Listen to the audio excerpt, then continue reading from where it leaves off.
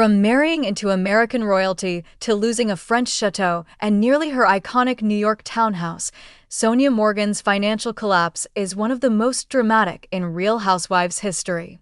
A failed John Travolta movie, a $7 million judgment, and 16 years of trying to sell ultimately ended with her legendary home becoming a sober living facility. Sonja met John Adams Morgan in the 1990s while working as a hostess at an Italian restaurant on Madison Avenue in New York City. She was in her 30s, beautiful, vivacious, and working her way through Manhattan's social scene. John Adams Morgan was 33 years older than Sonja, a member of one of America's most prominent families. His great-grandfather was the legendary financier J.P. Morgan, who founded J.P. Morgan and Company. They married in 1998 when Sonja was in her mid-30s and John was pushing 70. The couple paid $9.1 million cash for a five-story townhouse at 162 East 63rd Street on Manhattan's Upper East Side.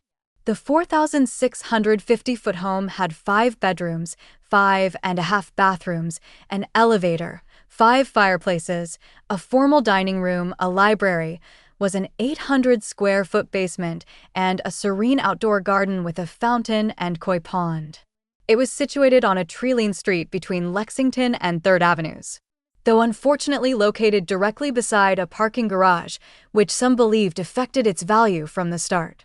The couple spent much of their marriage living on Carruthers Island, a 3.5-acre private island at the tip of Wallace Point in Stamford, Connecticut that John owned. A 14,000-square-foot, 26-room estate sat on the property.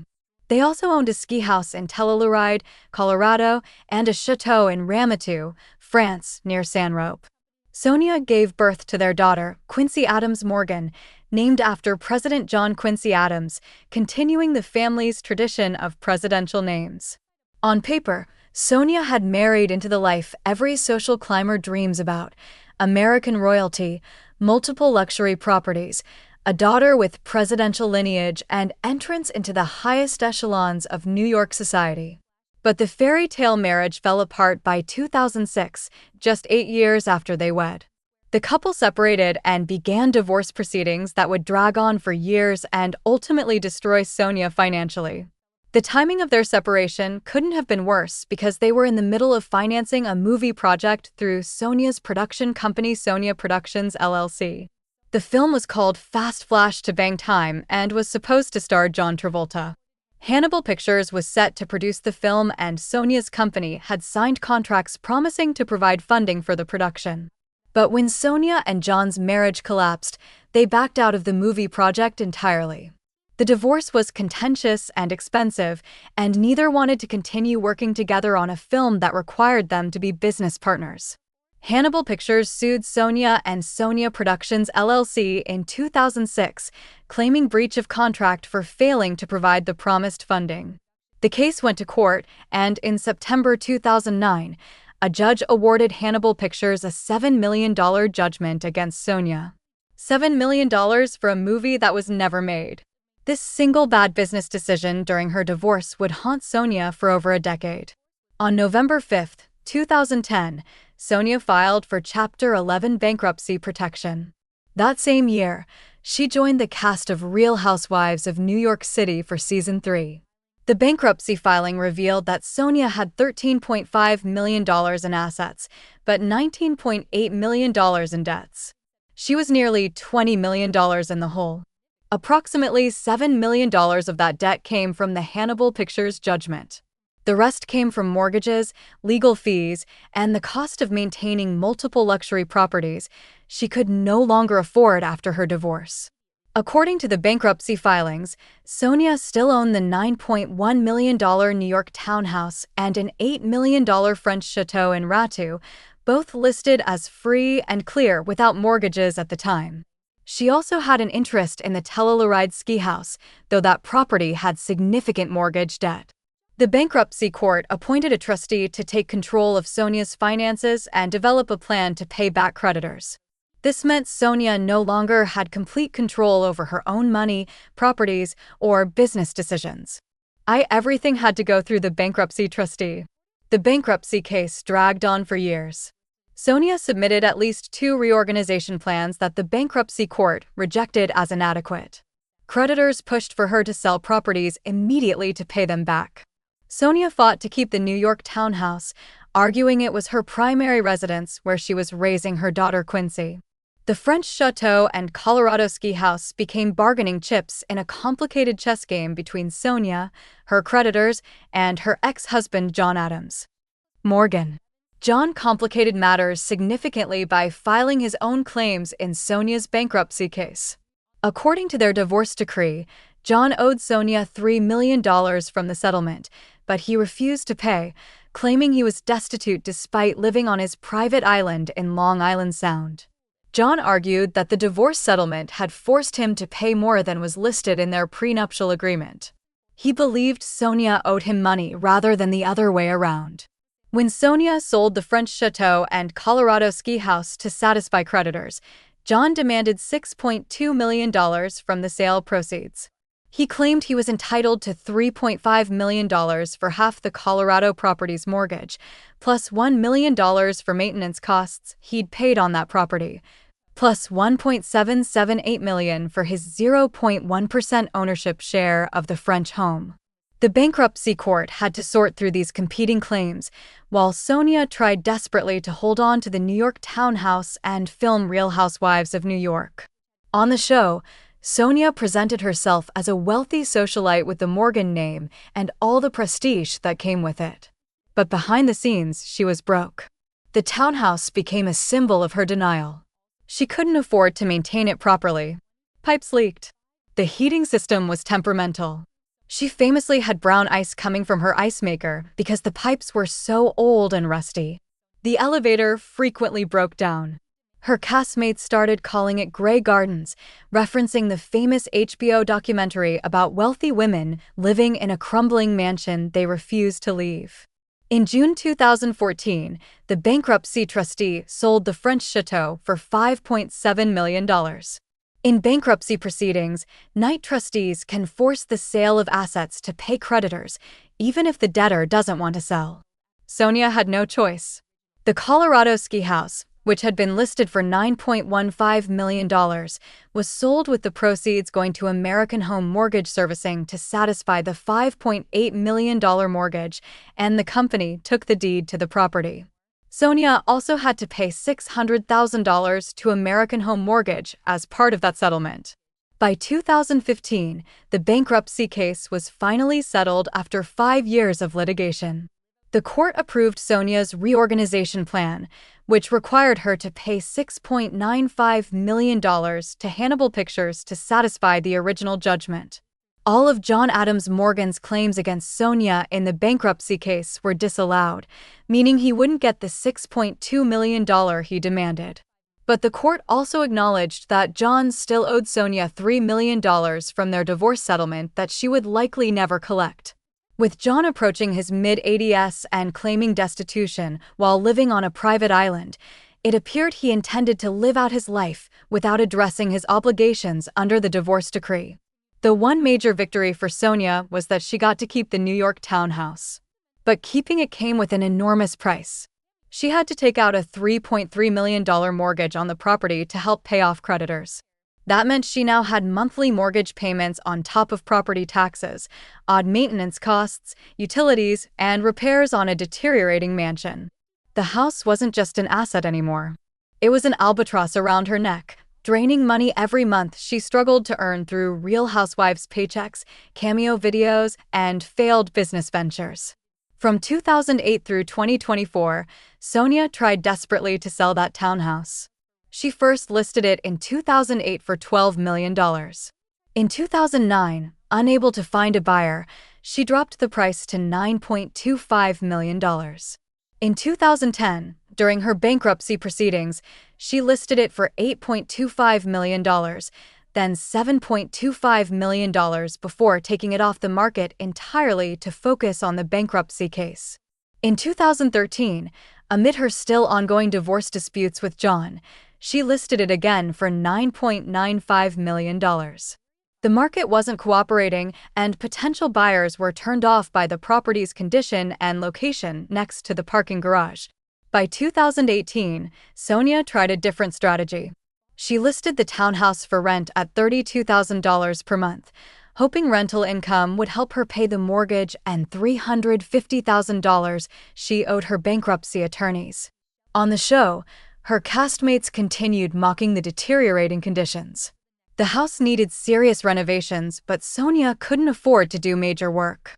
She'd patch things here and there, but the fundamental problems persisted. In 2019, she optimistically listed the property for sale again at $10.75 million.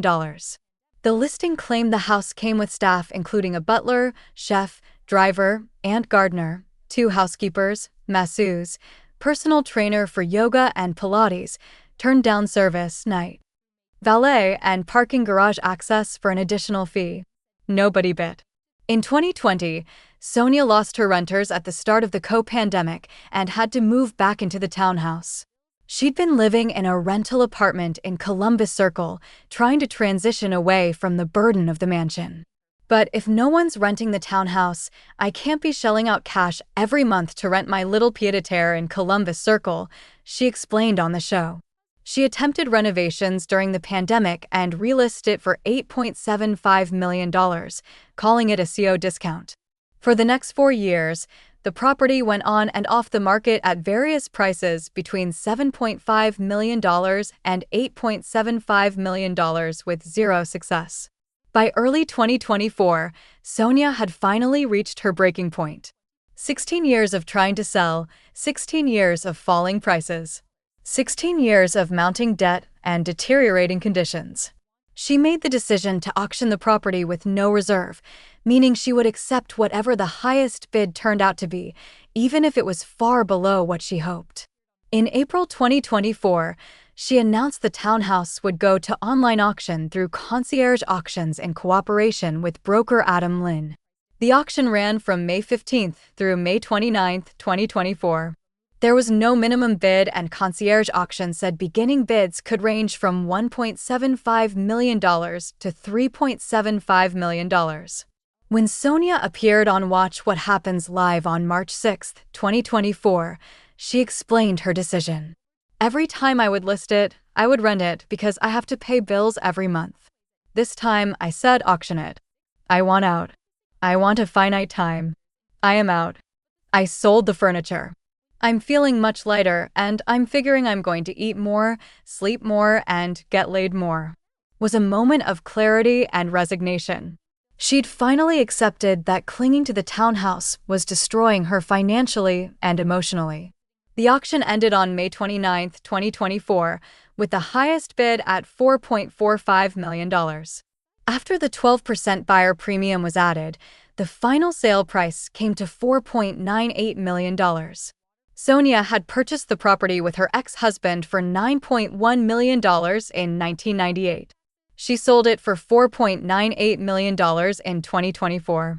That's a loss of over $4 million, not even accounting for inflation, come the $3.3 million mortgage she took out during bankruptcy, property taxes, maintenance costs, and 16 years of failed attempts to sell. When you factor in everything she'd spent on that house over 26 years, Sonja lost millions more than the purchase price difference suggests. In July 2024, Sonja officially moved out. She posted a photo of a moving truck outside the townhouse with the caption, "Moving on out." Did you guys think this would never happen? For Real Housewives of New York fans, that townhouse had been a character on the show for 11 seasons. Every dinner party, every pajama party, every business meeting filmed in that living room or basement became part of RHY lore. Sonja's refusal to let go of the house, despite its obvious problems, mirrored her refusal to let go of her identity as Mrs. Morgan, wife to American royalty, member of high society. Sonja purchased a waterfront condo in West Palm Beach, Florida in October 2024 and officially leaving New York behind. She told Page Six the move gave her more self-esteem and that she was excited for her next chapter. She's frequently visiting her best friend Josh Flagg in Los Angeles. Walking runways at New York Fashion Week in lingerie at age 60 to prove women can be their best at any age, and focusing on her various business ventures, including her fashion line Sonja by Sonja Morgan. But the story of the townhouse took one final bizarre twist in August 2025. Dice Page 6 broke the news that the property had been renovated and was now operating as an upscale sober living facility called Release Recovery, which treats substance abuse and mental health issues. The new owner had told Sonja he planned to live there with his wife. So when she learned it had become a recovery center, her response via text was simply, H. The irony wasn't lost on anyone. Sonja's relationship with alcohol had been a constant storyline on Real Housewives of New York. She was known for her champagne-soaked antics, her inability to stop drinking at events, and the season 13 intervention where castmates Ramona Singer, Luan Peps, and Liam Weenie confronted her after she got into a physical fight and smashed a glass fire. Alarm cover. Neighbors on East 63rd Street were not happy about the new sober living facility. Sources told Page 6 that there are so many different people going in and out. At first, we didn't know what was going on. Another source said the house has become an issue in the neighborhood. The house is like Grand Central. Sonja should move back. Some neighbors feared it would affect their property values, but others pointed out the hypocrisy of Upper East Side residents complaining about a recovery center when many of them had their own struggles with alcohol visible at steakhouses and bars around the neighborhood. As for John Adams Morgan, Sonja's ex-husband who owed her $3 million from their divorce that he never paid. He died in February 2025 at age 94. He'd been married 5 times with Sonja being his 4th wife. At the time of his death, he was married to his 5th wife, Connie. His net worth was estimated at $100 million accumulated through decades in investment banking, merchant banking, and various business ventures. John never paid Sonja the $3 million he owed from their divorce. He died on his private island, still claiming he was destitute while living in luxury. Whether Sonja can collect any of that money from his estate remains unclear. Given that he was married to Connie at the time of his death and had children from multiple marriages, the fight over his estate will likely be complicated and lengthy. Sonja may never see a dime of what she's legally owed. Looking back at Sonja's financial collapse, the lessons are clear. Don't mix business with divorce. Don't back out of contracts you've already signed just because your personal life falls apart. Don't hold on to properties you can't afford out of pride or denial. And don't let your ex-husband owe you millions while claiming poverty from a private island. Sonja's bankruptcy and the loss of her townhouse represent one of the most drawn-out financial disasters in Real Housewives history. But through it all, she maintained her humor, her resilience, and her ability to laugh at herself. She may have lost the French chateau, the Colorado ski house, and the iconic New York townhouse, but she kept the Morgan name, her daughter, her dignity, heart, and her place in reality TV history as one of the franchise's most beloved characters. Sonja Morgan's journey from American royalty to bankruptcy to finally letting go proves that sometimes the things we cling to destroy us. 16 years, millions lost, and one townhouse that became a sober living facility. The irony is perfect. Subscribe for more Real Housewives financial deep dives and untold stories.